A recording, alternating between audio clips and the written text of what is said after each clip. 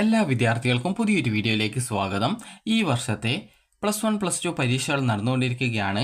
+2 വിദ്യാർത്ഥികൾക്ക് ഇന്നത്തെ പരീക്ഷ, അതായത് മാർച്ച് 21-ാം തീയതി വെള്ളിയാഴ്ചയുള്ള പരീക്ഷ എന്ന് പറയുന്നത് എക്കണോമിക്സ്, ഇലക്ട്രോണിക് സിസ്റ്റംസ് എന്നിവയാണ്. അപ്പോൾ വിദ്യാർത്ഥികൾ നന്നായിട്ട് പരീക്ഷ എഴുതാൻ ശ്രദ്ധിക്കുക. ഇനി വിദ്യാർത്ഥികൾക്കുള്ള പരീക്ഷ, അതായത് ഈ ഒരു +1 വിദ്യാർത്ഥികൾക്കുള്ള, അതായത് +1-ലെ തന്നെ +1 ഇംപ്രൂവ്മെൻ്റ് ചെയ്യുന്ന വിദ്യാർത്ഥികളുണ്ടാവും, സപ്ലിമെൻ്ററി വിഭാഗത്തിൽ പരീക്ഷ ചെയ്യുന്ന വിദ്യാർത്ഥികളുണ്ടാവും, അതുപോലെ തന്നെ സ്കോൾ കേരള, അതുപോലെ തന്നെ കമ്പാർട്ട്മെൻ്റൽ വിഭാഗം എന്നിങ്ങനെ വിവിധ വിഭാഗങ്ങളിലായിട്ട് പരീക്ഷ ചെയ്യുന്ന വിദ്യാർത്ഥികളുണ്ടാവും. അപ്പോൾ സാധാരണ ആദ്യമായിട്ട് +1 പരീക്ഷ എഴുതുന്നത്, അതായത് ആദ്യമായിട്ട് സ്കൂളുകളിൽ, അതായത് നിലവിൽ നിങ്ങൾ ആദ്യമായിട്ടാണ് +1-ൻ്റെ പരീക്ഷ എഴുതുന്നതെങ്കിൽ അങ്ങനെയുള്ള വിദ്യാർത്ഥികളാണ് റെഗുലർ വിദ്യാർത്ഥികൾ എന്ന് പറയുന്നത്. അതുപോലെ കമ്പാർട്ട്മെൻ്റൽ എന്ന് പറയുന്നത് ഓൾറെഡി +2 പരീക്ഷ എഴുതിയിട്ടുണ്ടാകും, എന്നാൽ ജയിച്ചിട്ടുണ്ടാവില്ല. അങ്ങനെയുള്ള വിദ്യാർത്ഥികൾ ജയിക്കാൻ വേണ്ടി ഒന്നുകിൽ +1-ലെയോ +2-ലെയോ പരീക്ഷ എഴുതും. അപ്പോൾ അങ്ങനെ എഴുതുന്ന വിദ്യാർത്ഥികളെയാണ് കമ്പാർട്ട്മെൻ്റൽ വിഭാഗം വിദ്യാർത്ഥികൾ എന്ന് പറയുന്നത്. അതുപോലെ സ്കോൾ കേരള എന്നതുകൊണ്ട് ഉദ്ദേശിക്കുന്നത് +1-ൻ്റെ അലോട്ട്മെൻറ്റ് പ്രോസസ്സ് നടക്കുന്ന സമയത്ത് +1-ൽ അഡ്മിഷൻ കിട്ടാതിരുന്ന പല വിദ്യാർത്ഥികളുണ്ടാവും. അങ്ങനെയുള്ള വിദ്യാർത്ഥികൾ പ്രൈവറ്റ് കോളേജുകളിലൊക്കെ +1 പഠിക്കുന്നുണ്ടാവും. അപ്പോൾ അങ്ങനെയുള്ള വിദ്യാർത്ഥികളുടെ രജിസ്ട്രേഷൻ സ്കോൾ കേരള വഴിയാണ് നടത്തുന്നത്. അപ്പോൾ അങ്ങനെയുള്ള വിദ്യാർത്ഥികളാണ് സ്കോൾ കേരള രജിസ്ട്രേഷൻ വിദ്യാർത്ഥികൾ എന്ന് ഉദ്ദേശിക്കുന്നത്. കാരണം ഈ ഒരു കമ്പാർട്ട്മെൻറ്റിൽ, അതുപോലെ തന്നെ സ്കോൾ കേരള എന്നൊക്കെ പറഞ്ഞാൽ എന്താണെന്നുള്ളത് പല വിദ്യാർത്ഥികളും ചോദിക്കുന്നുണ്ട്. അപ്പോൾ അതുകൊണ്ടാണ് ആ ഒരു കാര്യം പ്രത്യേകം സൂചിപ്പിച്ചിട്ടുള്ളത്.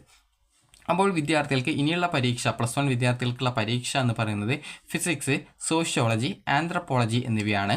അപ്പോൾ അത് നാളെയാണ്, അതായത് മാർച്ച് 22-ാം തീയതി ശനിയാഴ്ചയാണ് ഈ ഒരു പരീക്ഷ. ഫിസിക്സ്, അതുപോലെ തന്നെ സോഷ്യോളജി, ആന്ത്രപ്പോളജി എന്നിവ.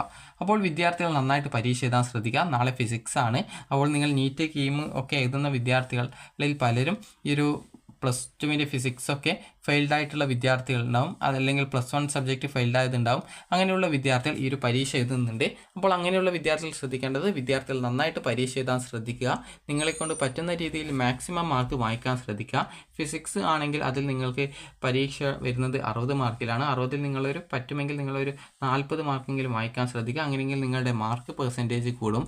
അപ്പോൾ ഈ ഒരു സാധാരണ കമ്പാർട്ട്മെൻറ്റലായിട്ട് പരീക്ഷ എഴുതുന്ന വിദ്യാർത്ഥികളുടെ കാര്യം മാത്രമല്ല, എല്ലാ വിദ്യാർത്ഥികളും ഈ ഒരു രീതിയിൽ നിങ്ങളെക്കൊണ്ട് പറ്റുന്ന രീതിയിൽ മാക്സിമം മാർക്ക്, അതായത് ഒരു മിനിമം ഒരു ഡബിൾ പാസ് മാർക്ക്, അതായത് ഒരു വർഷം നിങ്ങൾക്ക് ജയിക്കാനായിട്ട് വേണ്ട മാർക്ക് എന്ന് പറയുന്നത് 60-ൽ നിങ്ങൾക്ക് ഈ ഒരു 18 മാർക്കേ വേണ്ടൂ. എന്നാൽ ഇതിൻ്റെ ഡബിൾ ആയിട്ടുള്ള 36 മാർക്കെങ്കിൽ നിങ്ങൾ മിനിമം നേടാൻ ശ്രദ്ധിക്കുക. അങ്ങനെയെങ്കിൽ നിങ്ങൾക്ക് +2-ന് മാർക്ക് കുറയുകയാണെങ്കിൽ കൂടി നിങ്ങൾക്ക് ഓൾറെഡി ആ ഒരു സബ്ജക്റ്റ് ജയിക്കാൻ സാധിക്കും. അപ്പോൾ അതുകൊണ്ട് തന്നെ നിങ്ങൾ ശ്രദ്ധിക്കേണ്ട കാര്യം, 60 മാർക്കാണെങ്കിൽ 36 മാർക്ക് വാങ്ങിക്കുക. അതുപോലെ തന്നെ 80 മാർക്കിൻ്റെ സബ്ജക്റ്റ് ആണെങ്കിൽ, അതായത് 80 മാർക്കിൻ്റെ സബ്ജക്റ്റ് ആണെങ്കിൽ നിങ്ങളൊരു 48 മാർക്കെങ്കിലും വാങ്ങിക്കാൻ ശ്രദ്ധിക്കുക. അപ്പോൾ 48 മാർക്ക് വായിച്ചു കഴിഞ്ഞാൽ നിങ്ങൾക്ക് ഡബിൾ പാസ് മാർക്കായി. ഡബിൾ പാസ് എന്നതുകൊണ്ട് ഉദ്ദേശിക്കുന്നത് ഒരു നിശ്ചിത മാർക്ക് ജയിക്കാനായിട്ട് 1 വർഷം വേണം, എന്നാൽ അതിൻ്റെ ഇരട്ടിയാണ് ഡബിൾ പാസ് എന്നതുകൊണ്ട് ഉദ്ദേശിക്കുന്നത്. 18, അതുപോലെ തന്നെ 24 മാർക്ക്, 60 മാർക്കിൻ്റെ സബ്ജക്റ്റിൽ 18ഉം 80 മാർക്കിൻ്റെ സബ്ജക്റ്റിൽ 24. ഇതിൻ്റെ ഡബിൾ പാസ് മാർക്ക് എന്ന് പറയുമ്പോൾ 36 മാർക്കാണ് വരിക. ഇതിൻ്റേതാണെങ്കിൽ ഈ ഒരു 48 മാർക്കാണ് വരിക. അതായത് ഇതിൻ്റെ ഇരട്ടി എത്രയാണോ അതാണ് ഡബിൾ പാസ് എന്നതുകൊണ്ട് ഉദ്ദേശിക്കുന്നത്. അപ്പോൾ വിദ്യാർത്ഥികൾക്ക് നാളത്തെ പരീക്ഷ എന്ന് പറയുന്നത് ഫിസിക്സ് ആണ്. ഫിസിക്സ് പരീക്ഷയ്ക്ക് അതുപോലെ സോഷ്യോളജി, അതുപോലെ ആന്ത്രപ്പോളജി എന്നിവയുമുണ്ട്. അപ്പോൾ നിങ്ങൾക്ക് ഏതാണോ പരീക്ഷ അതനുസരിച്ച് വിദ്യാർത്ഥികൾ പരീക്ഷ എഴുതുക. അതുപോലെ തന്നെ നിങ്ങളെക്കൊണ്ട് പറ്റുന്ന രീതിയിൽ മാക്സിമം മാർക്ക് വാങ്ങിക്കാനായിട്ട് പ്രത്യേകം ശ്രദ്ധിക്കുക. അപ്പോൾ വിദ്യാർത്ഥികൾക്ക് ഈ ഒരു വീഡിയോ ഉപകാരപ്രദമായിട്ടുണ്ടെന്ന് കരുതുന്നു. അപ്പോൾ ഉപകാരപ്രദമായിട്ടുണ്ടെങ്കിൽ ലൈക്ക് ചെയ്യുക. അതുപോലെ തന്നെ വിദ്യാർത്ഥികൾക്ക് ഫിസിക്സിൻ്റെ പരീക്ഷയിൽ തിയറി പാർട്സ് ഉണ്ടെങ്കിൽ നിങ്ങൾക്കത് മലയാളത്തിൽ അറിയാമെങ്കിൽ കൃത്യമായിട്ട് മലയാളത്തിൽ നിങ്ങൾക്ക് എഴുതാം. മലയാളത്തിൽ എഴുതി കഴിഞ്ഞാൽ നിങ്ങൾക്ക് മാർക്ക് കിട്ടുന്നതായിരിക്കും. അപ്പോൾ അതുകൊണ്ട് തന്നെ നിങ്ങൾക്ക് അറിയാവുന്ന കാര്യങ്ങൾ നിങ്ങളുടെ ആ ഒരു ലാംഗ്വേജിൽ ഏതാണ്, നിങ്ങൾ മലയാളമാണെങ്കിൽ മലയാളം, ചില വിദ്യാർത്ഥികൾ തമിഴ് ലാംഗ്വേജ് സംസാരിക്കുന്ന ഭാഗങ്ങളിലുള്ള വിദ്യാർത്ഥികളുണ്ടാകും. അപ്പോൾ അങ്ങനെയുള്ളവർക്ക് നിങ്ങളുടെ ആ ഒരു ഭാഗത്ത് ഏത് ഭാഷയാണ് ഉപയോഗിക്കുന്നത് അതിനനുസരിച്ച് നിങ്ങൾക്ക് പരീക്ഷ എഴുതാവുന്നതാണ്.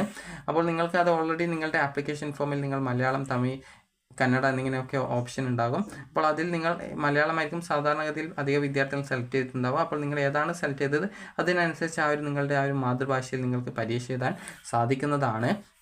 അപ്പോൾ തിയറി ഭാഗങ്ങളൊക്കെ നിങ്ങൾക്ക് ആ ഒരു രീതിയിൽ നിങ്ങൾക്ക് മലയാളത്തിലോ നിങ്ങൾ ഏതാണ് സെലക്ട് ചെയ്തത് അതിനനുസരിച്ച് നിങ്ങൾക്ക് എഴുതാൻ സാധിക്കുന്നതാണ്.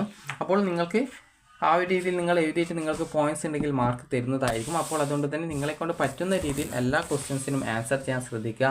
അതുപോലെ അറിയാവുന്ന ക്വസ്റ്റ്യൻസ് ആദ്യം എഴുതുക. അറിയാത്ത ക്വസ്റ്റ്യൻസ് ലാസ്റ്റോട്ട് നിങ്ങൾക്ക് എന്തെങ്കിലും അറിയെങ്കിൽ അതിനെ എന്താണ് നിങ്ങൾക്ക് ആ ഒരു ക്വസ്റ്റ്യൻസിൻ്റെ ആൻസറിനെ കുറിച്ച് ഏകദേശം കുറച്ച് പോയിൻറ്റ്സെങ്കിലും അതിൽ ഉൾപ്പെടുമെങ്കിൽ നിങ്ങൾ എഴുതാനായിട്ട് ശ്രദ്ധിക്കുക. കാരണം നിങ്ങൾ കൃത്യമായിട്ട് കുറച്ച് നിങ്ങൾക്ക് അറിയാവുന്നതെങ്കിലും എഴുതി കഴിഞ്ഞാൽ നിങ്ങൾക്കൊരു ഹാഫ് മാർക്കെങ്കിലും കിട്ടുന്നതാണ്. അങ്ങനെ കുറേ ഹാഫ് മാർക്ക് കിട്ടിക്കഴിഞ്ഞാൽ തന്നെ അത് നിങ്ങൾക്ക് ചിലപ്പോൾ നിങ്ങളെ ജയിക്കാനൊക്കെ സഹായിക്കും. സഹായിക്കും. അപ്പോൾ അതുകൊണ്ട് തന്നെ നിങ്ങൾ ശ്രദ്ധിക്കേണ്ടത് നിങ്ങളെക്കൊണ്ട് പറ്റുന്ന രീതിയിൽ നന്നായിട്ട് പരീക്ഷ എഴുതുക എന്നുള്ളതാണ്. അറിയാവുന്ന ക്വസ്റ്റ്യൻസ് ആദ്യം എഴുതുക. അറിയാത്ത ക്വസ്റ്റ്യൻസ് ആണെങ്കിൽ നിങ്ങൾക്ക് അറിയുന്ന അതിൽ എന്തെങ്കിലും പോയിന്റ്സ് ഉണ്ടെങ്കിൽ അത് എഴുതി വെക്കാനായിട്ട് ശ്രദ്ധിക്കുക. അപ്പോൾ നിങ്ങൾക്ക് ഈ ഒരു വീഡിയോ ഉപകാരപ്രദമായിട്ടുണ്ടെങ്കിൽ ലൈക്ക് ചെയ്യുക, ഷെയർ ചെയ്യുക. Thank you for watching.